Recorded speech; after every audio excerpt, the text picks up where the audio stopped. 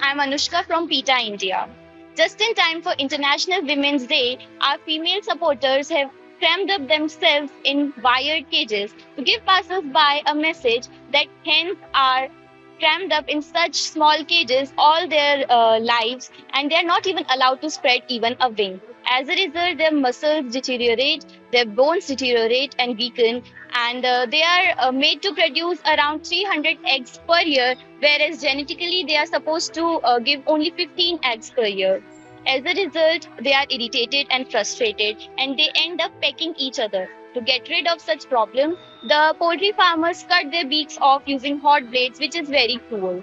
Around 92 billion land animals are killed, and a trillion aquatic marine animals are killed just for the food purpose. So this is very cruel, and it's our message that just as we want the female humans to liberate and get the freedom that they deserve, the females of other species deserve such freedom as well. So to ensure that we need to shift to a cruelty-free vegan lifestyle and diet, we urge the people of Goa, the people of India, and people across the world to shift to a cruelty-free, free of animal derived products. And for that, they can always sign up for our vegan starter kit, which they can order on petaindia.com.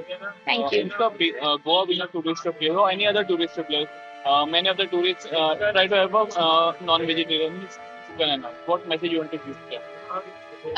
It's the same message that animals are not nuggets, not kebabs, not someone that should be served on the plates.